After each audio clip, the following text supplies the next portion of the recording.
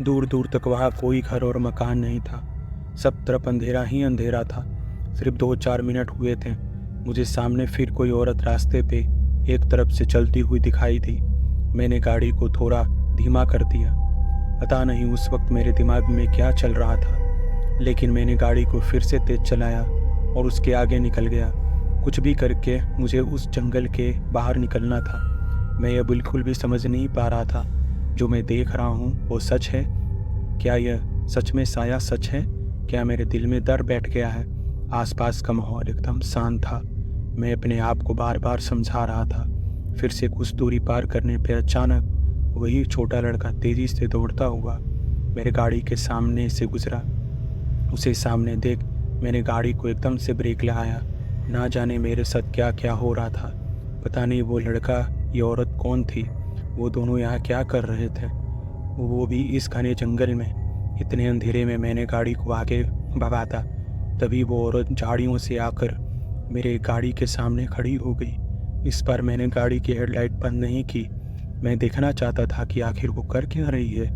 वो बस रास्ते के बीचों बीच खड़ी थी, चुपचाप। और फिर उस औरत ने अपनी गर्दन घुमा के बड़े अजीब तरीके से मेरी ओर देखा। वो तब कुछ गुनगुना रही थी। उसकी हल्की सी आवाज़ मेरे कानों पे पड़ी। उस औरत का चेहरा काफ़ी झुर्रियों से भरा हुआ था। हेडलाइट की रोशनी में काफ़ी झुर्रियाँ साफ साफ दिख रही थी और बाहर की ओर निकली हुई भूरी आँखें एकदम खुली हुई चमक रही थी। उसकी चमड़ी किसी छिपकली की तरह पीली और कहीं लाल, अजीब सा दृश्य। वो मुझे समझ नहीं आ रहा था मैं क्या करूं। वो एक भयानक सी मुस्कान के साथ कुछ अजीब सा गुनगुना रही थी। एक अनजान डर मेरे दिल में घर कर रहा था। लग रहा था जैसे कुछ डरावना होने वाला है। फिर अचानक से गाड़ी की मोटर और हेडलाइट बंद हो गई। घबरा के मैं कुछ खटपट कर हेडलाइट चालू किया और देखा तो अब सामने वो औरत कहीं गायब हो गई थी। यह देख मैं थोड़ी राहत की सांस ली, पर अचानक से मुझे बहुत गरम गरम सा लगने लगा। आसपास भयानक ठंड होने के बावजूद भी मुझे पसीना आ रहा था। मैंने गाड़ी चलाने की कोशिश की, लेकिन ब्रेक एक्सीलेटर दबाने पर भी मेरे पैर में ताकत नहीं रही। जैसे मेरा ब्लड प्रेशर बढ़ रहा हो। मुझे एकदम से सांस लेने में तकलीफ होने लगी थी। मेरे शरीर पे किसी तरह का दबाव बढ़ता जा रहा था। ऐसा लगने लगा जैसे मैं किसी भट्टी के अंदर बैठा हूँ। धीरे धीरे मेरा दम घुटने लगा था। मैंने अपने तरफ की दरवाजे की कांच नीचे की और बाहर सर निकाल कर भर भर के सांसें लेने लगा। गाड़ी से बाहर निकलने की तभी मुझ में हिम्मत नहीं थी। मुझे और तकलीफ होने लगी। मैंने दूसरी तरफ कांच भी नीचे किया। तब मुझे एहसास हुआ पीछे की सीट पे कोई बैठा है और मुझे ही घूर घूर कर देख रहा है। आँख के कोने से मुझे वो नज़र आ रही थी, पर फिर भी मुझे पीछे मुड़ के देखने की हिम्मत नहीं हुई। उस एहसास से मैं एकदम सीधा बैठ गया, स्टीयरिंग पे दोनों हाथ रखा। अब मेरा शरीर हद से ज़्यादा कांपने लगा था। दिमाग सुन्न सा हो गया था। मैं उसकी बारीकी बारीकी के हलचल को महसूस कर रहा था। गाड़ी में एक हल्की पीली लाइट चल रही थी। उस पर मुझे फिर से वही गुनगुनाने की आवाज़ आ रही थी। मैं थर थर काँपता हुआ बस बैठा रहा। मैं तिरछी नज़र से उसे देखने की कोशिश की। वो कोई विधवा औरत थी। बदन पे सफ़ेद साड़ी थी, बाल खुले हुए थे, माथा एकदम सफ़ेद था, चेहरा रूखा सूखा, चमड़ी एकदम छिपकली जैसी। चेहरे पे कोई भाव नहीं, लेकिन उसकी नज़र मुझ पे टिकी थी। उस डरावने एहसास से मेरे शरीर पे बार बार रोंगटे खड़े हो रहे थे।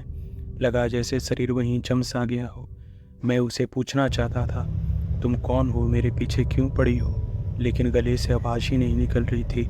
मैं चुपचाप बैठा रहा। फिर अचानक से उसकी आवाज़ आनी बंद हो गई। मैं भी थोड़ा चौकन्ना सा हो गया, एकदम सीधा बैठ गया। मेरी गर्दन सीधी सामने की ओर थी। पीछे से उसकी सरकने की हलचल की आवाज़ सुनाई दे रही थी। मेरा पसीना पानी की तरह बहने लगा। मैं समझ गया था यह कोई प्रेत या चुड़ैल है। यह सोचकर मेरा शरीर एक बार फिर से काँप उठा। मेरे सांस अब फूलनी सी हो गई थी। मन ही मन में भगवान का नाम जपने लगा। पता नहीं कैसे, पर मैंने कभी माँ काली का नाम भी नहीं लिया था, ना ही माँ काली को मैं पूछता था। लेकिन उस वक्त मैं अपने आप ही माँ महाकाली का नाम जपने लगा। मैंने अपनी तसल्ली के लिए एक बार फिर उसे देखना चाहा और हल्के से नज़र उठा के सामने मिरर में देखा। वो मिरर में मुझे देख रही थी। उस पल हम दोनों एक दूसरे को देख रहे थे। वो औरत हल्की सी डरावनी आवाज़ देखकर मंद ही मंद खिच खिच सांस लिए हंस रही थी। उसकी इस शैतानी भयानक नज़र को देख के मेरा खून एकदम से ठंडा पड़ गया था। अजीब सी सरसराहट मेरे शरीर के अंदर दौड़ गई। उस नज़र में मौत का भय था और वो अपना मुंह पूरा खोल के हंसते हुए बड़ी बड़ी आंखों से मुझे घूरने लगी। वो सब कुछ सहना मेरे लिए बहुत मुश्किल था। मैंने किसी तरह गाड़ी का दरवाज़ा खोला, बाहर जाने की कोशिश की और फिर मुझे महसूस हुआ मेरा शरीर बेजान सा हो गया। मैं उठने की कोशिश में गाड़ी के सीट से नीचे लुढ़क गया और लुढ़कते हुए रास्ते के नीचे चला गया। मैं किन्हीं पैरों के पास पड़ा हुआ था। पता नहीं वो क्या था। मैं ऊपर देखने की कोशिश की लेकिन मेरी नज़र धुंधला होती गई।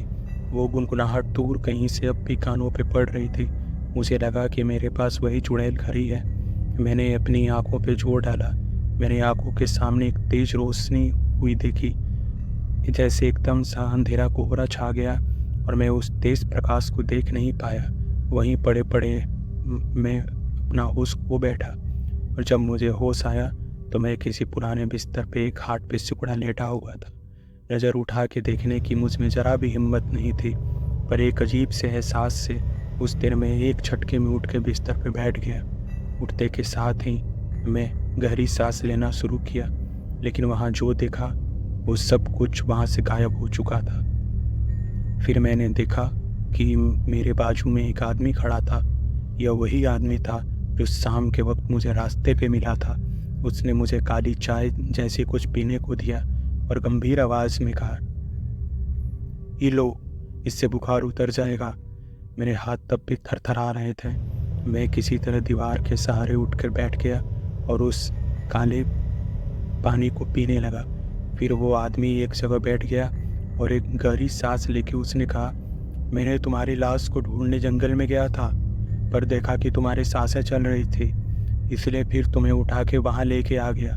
वो चुड़ैल किसी को जिंदा नहीं छोड़ती है, पर तुम्हारी शर्ट की जेब में जो था जिसने कल रात तुम्हारी जान बचाई। उसकी बात सुन के मैं शर्मिंदा हुआ था, क्योंकि उन्होंने मुझे चेतावनी दी थी, कहा था कि ये रास्ता सही नहीं है।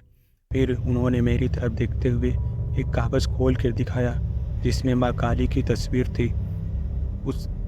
उसने कहा, ये यही है जिसके कारण कल तुम्हारी जान बच गई।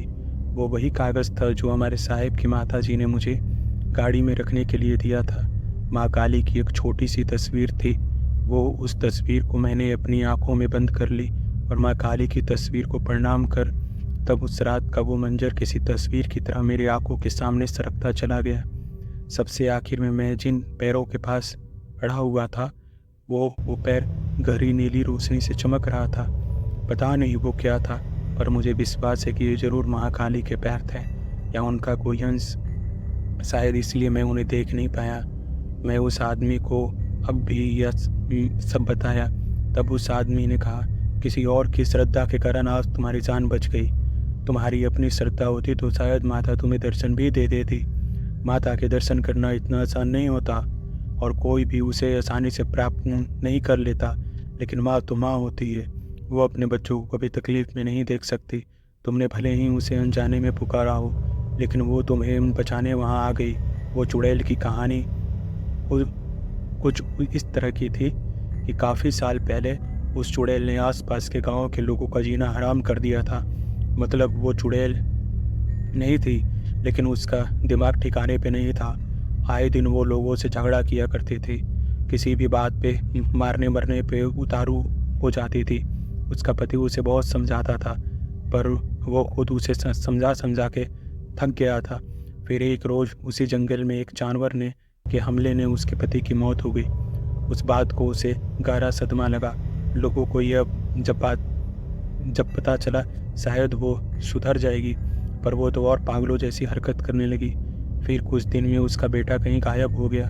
उसे लगा कि गांव के लोगों ने जानबूझ के उसे तकलीफ़ देने के लिए बेटे को गायब किया है, पर किसी ने उसके बेटे को जंगल की तरफ जाते हुए देख लिया था। तब उसे पता चल गया था कि वो भी अपने बेटे को ढूंढने जंगल की तरफ वो भी चली गई। फिर वो दोनों कभी वापस लौट के नहीं आए। काफ़ी दिनों बाद कुछ लोगों को उस और औरत की सड़ी हुई लाशें मिली। उसकी भी जंगल में मौत हो गई थी। उसके बेटे का तो कहीं पता नहीं चला। फिर अचानक एक रोज़ वो चुड़ैल लोगों को दिखाई देने लगी। रात रात में वो आसपास के लोगों घूमती और कुछ गुनगुनाते रहती। उसके आने से पूरे गांव में एक तरफ की मासूमियत फैल गई थी। वो गांव के लोगों को रात रात में आसपास से अजीब अजीब आवाज़ें सुनाई देती थी। जो भी जंगल में फंस जाता था उसके साथ जरूर कुछ न कुछ बुरा होता था। खास के रात के अंधेरे में वो एक भटकती आत्मा। इसलिए फिर गांव के पंडित ने उस जंगल को चारों ओर से अग्नि से बांध दिया, मंत्र बाधित कर दिया, जिससे उन दोनों की आत्मा अपने दायरे में रहे। आज भी उन लोगों को वो जंगल में घूमती दिखाई देती है। कहते हैं कि आज भी वो अपने बेटे को जंगल में ढूंढ रही है। पर माता का आशीर्वाद रहा था, इसलिए मुझे कुछ नहीं हुआ।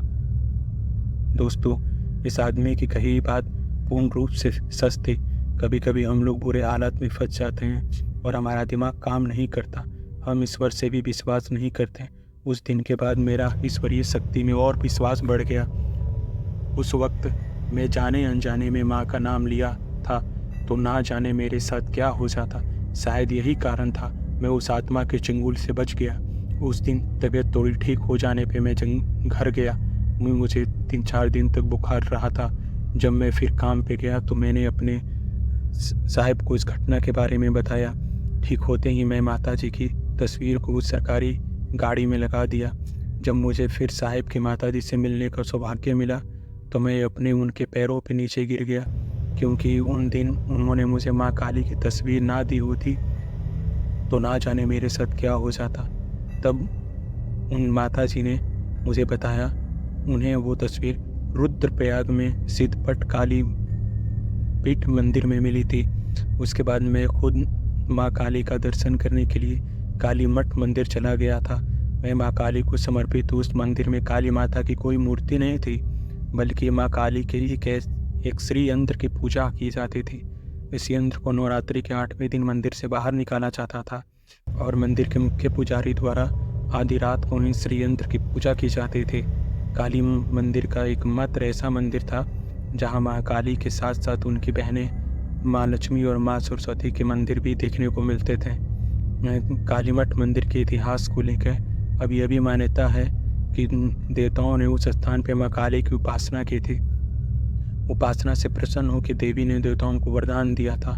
उस समय दैत्यपति रक्तबीज नामक राक्षस का प्रभाव तीनों लोक में व्याप्त था। माँ काली ने उसी स्थान पर रक्तबीज नामक राक्षस का वध किया था। यही पर महाकाली के मंदिर गर्भगृह में समा गई थी। तब से यहाँ महाकाली श्री यंत्र की पूजा की जाती है। काली शिला और काली मठ माँ भगवती की असीम शक्तियों पूंजी के रूप में स्थित है।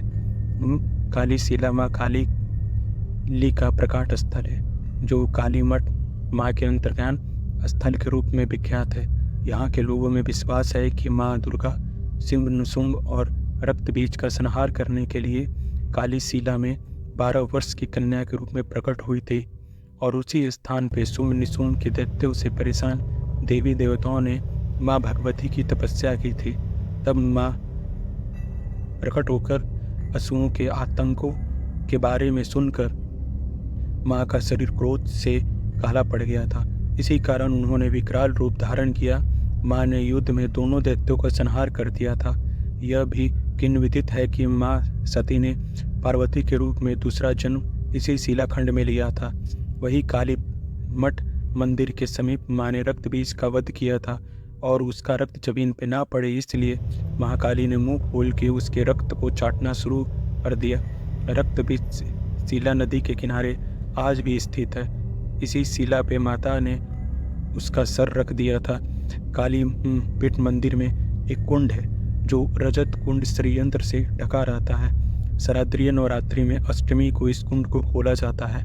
यहाँ की मान्यता है कि जब महाकाली शांत नहीं हुई तो भगवान शिव माँ के चरणों के नीचे लेट गए और फिर जैसे ही महाकाली ने शिव के सीने पर पैर रखा वो शांत हो गई, इसी कुंड में अंतर्धान हो गई।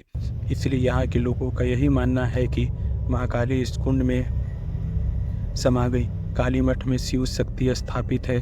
तो दोस्तों, ऐसी थी घटना महाकाली की और उनकी महिमा की। यह घटना आपको कैसी लगी मुझे कमेंट करके ज़रूर बताएं। और अगर आप ऐसी ही कहानी सुनना पसंद करते हैं तो चैनल पे बने रहिए। चैनल के डिस्क्रिप्शन में लिंक दिए गए हैं, आप मेरी दूसरी कहानी को भी सुन सकते हैं। और साथ ही बने रहिए मेरे साथ। मिलते हैं अगले एपिसोड में ऐसी ही डरावनी कहानी के साथ। तब तक के लिए धन्यवाद। जय महाकाली।